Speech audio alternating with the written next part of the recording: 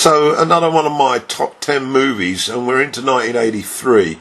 First, to start with those that didn't make the cut, there's quite a few. Daniel by Sidney Lumet, based on the real true events of the Rosenbergs, who were sent to the electric chair for their alleged treason activities in the 50s, and it's about the life of their son. Timothy Hutton plays Daniel.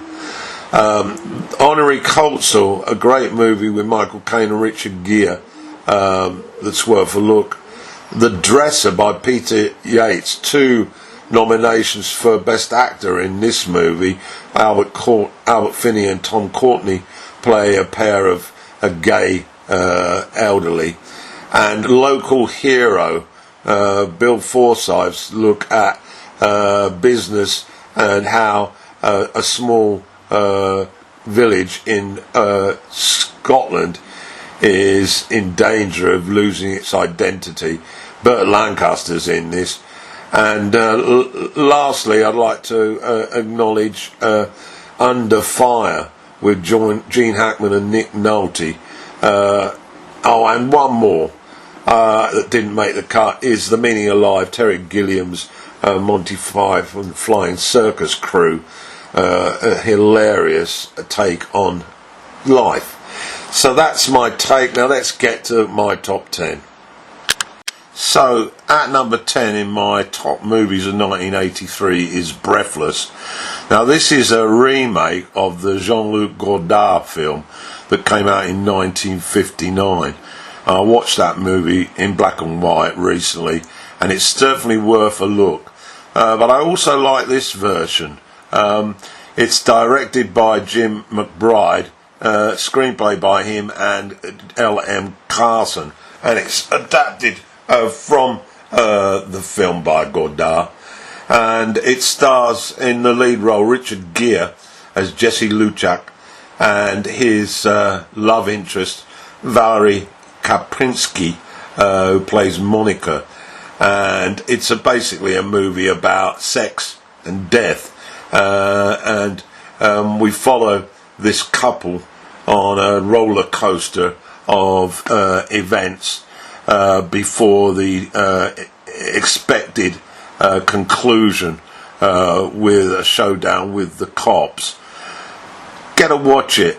Gere is absolutely tremendous in this, and of course it was one of his very early roles, 1983. So number 9 is Rumblefish, directed by Francis Ford Coppola. This is the first of 2 of his that he directed side by side that are in my top 10. This one, like the other, is based on a book by the name of the man, S.E. Hinton. Got it in the end, and I've actually read this book as well, and that's what drew me to it.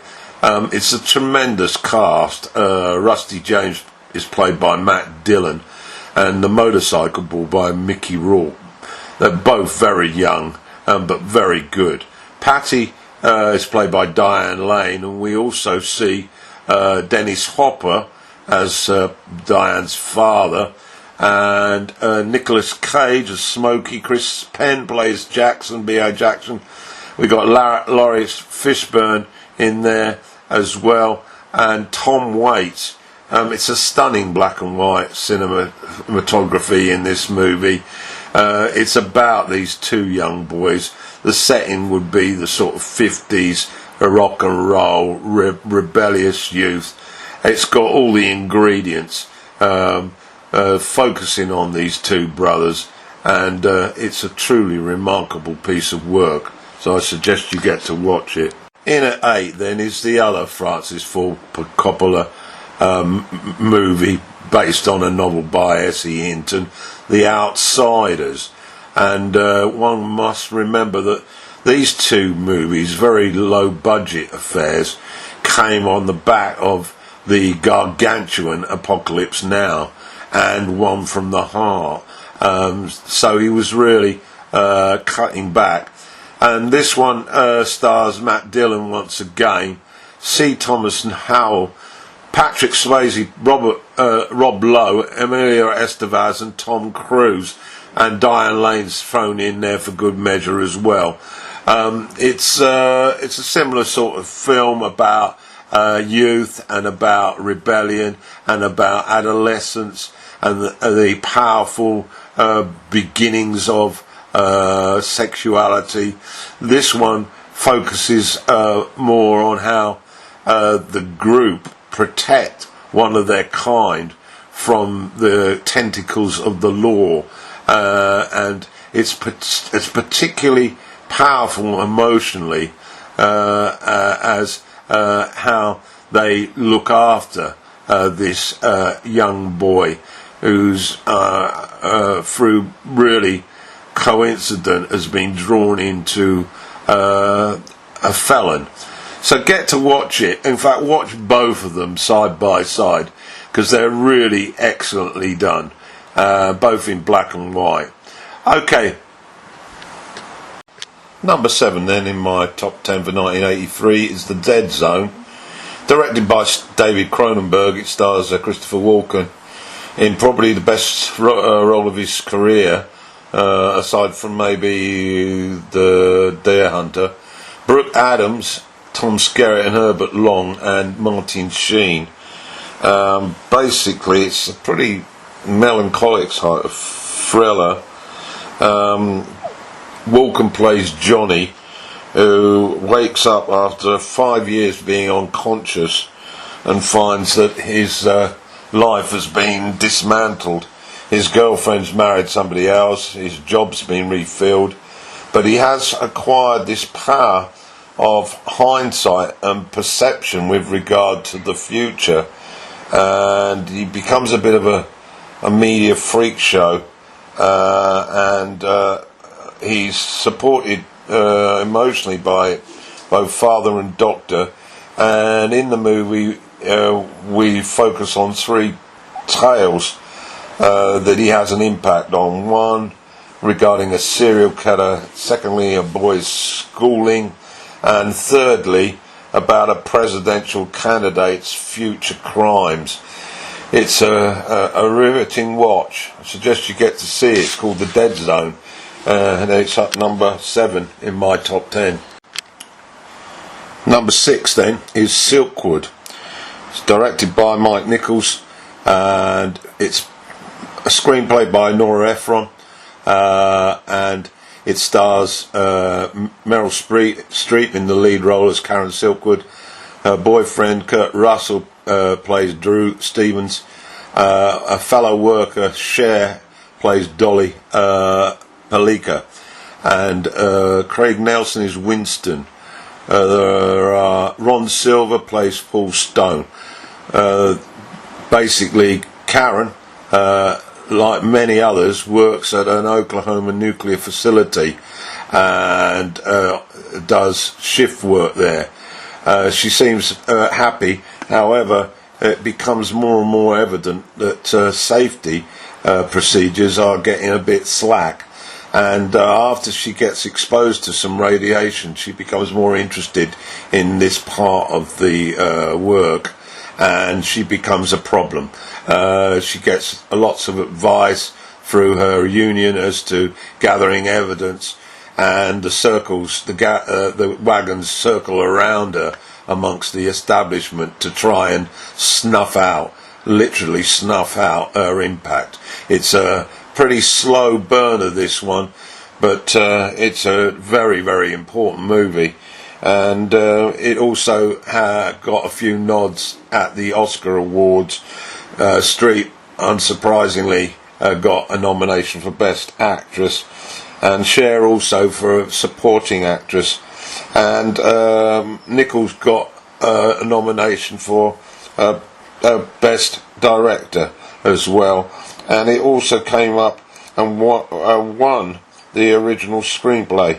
No, I don't think it won. It was a nominated film anyway, in original screenplay category. Okay, get to watch it. It's pretty good stuff, and it's also quite political. Silkwood at number 6. At number 5 then is Terms of Endearment. It's directed, produced and written by James Brooks, based on a novel by Larry McMurtry. And the cast: Deborah Winner plays Emma, Aurora Greenway is played by Shirley MacLaine, Breedlove is played by Jack Nicholson, Flag Horton, Emma's husband, is played by Jeff Daniels, and supporting roles for Vernon, who's played by Danny DeVito, and Sarah Burns, who's played by Johnny Lithgow. This movie, amongst other things, really was a hugely successful movie. It won Best Film, it won Best Director, and it won Best Actress for MacLaine. Also nominations for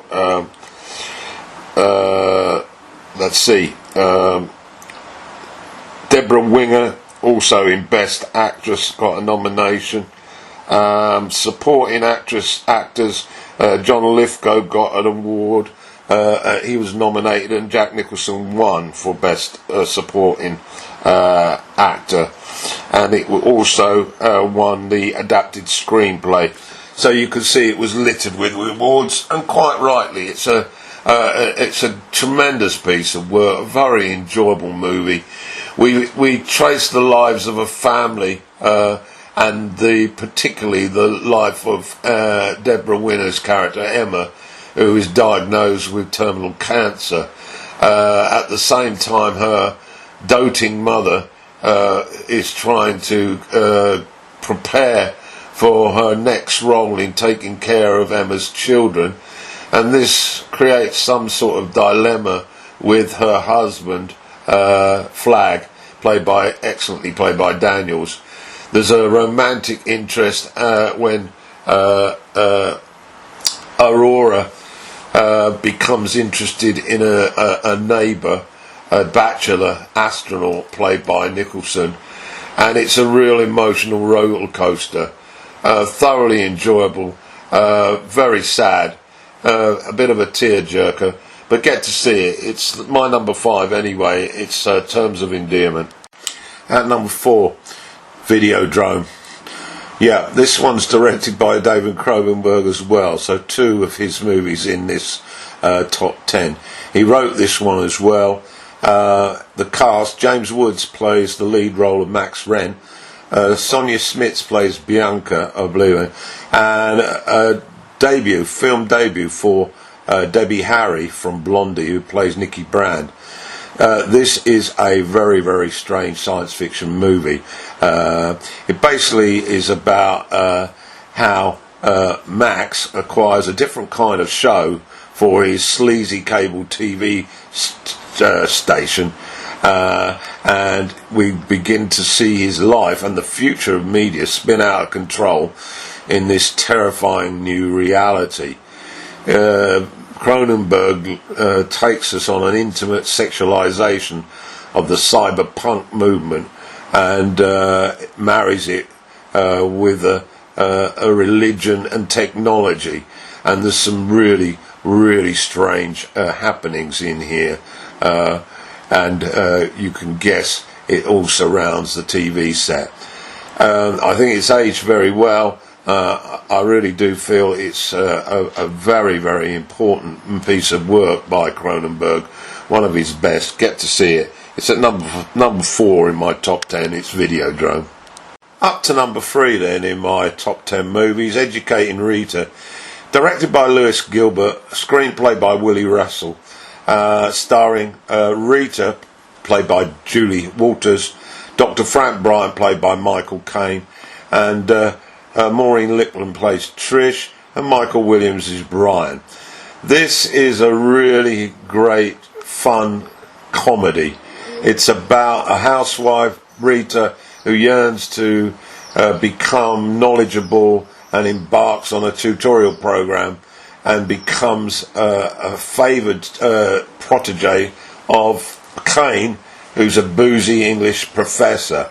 It's a really intellectually curious development of her character, She's a bundle of energy, a bundle of enthusiasm, and it's a lovely piece of work. Go to get to see it, you'll have fun. It's called Educating Rita, and it's directed by Lewis Gilbert, and it's at number 3. At number 2 then is Meantime. This is an early offering from Mike Leigh, the British director, and it's another one of these tales about how depressing life is on a London council estate living in the 80s in the UK under Margaret Thatcher. Although it's very bleak, it's also quite funny and very powerful. And although living on the estate is very much a miserable existence, the characters in this movie make the film come alive. And there's some rather strident male actors on that list. Tim Roth plays Colin, Gary Oldman plays Coxey, Phil Daniels plays Mark, and Alfred Molina is John. Throw in Pam Ferris as Mavis, and you have an amalgam of talent. It's very, very much an English film. The accents are very noticeable. The talent is in abundance. Suggest you get to see it. It's called Meantime, directed by Mike Leigh, and it's number 2. So at number 1 then, you probably guessed it by now, it's Scarface. A remake of the 1932 classic. It's directed by Brian De Palma. The screenplay was written by Oliver Stone, based on the original screenplay by Howard Hawks, and it stars in it stars at the top of the bill. Al Pacino plays Tony Montana. Stephen Bauer plays Manny Ribera. Michelle Pfeiffer, her debut, I believe, or certainly an early performance from her. Very good she is as well. Plays Elvira. And Mary Elizabeth Mastrantonio plays Gina, Tony's sister. Frank Lopez is played by Robert Loggia, and we have an assortment of other characters. This is my type of movie.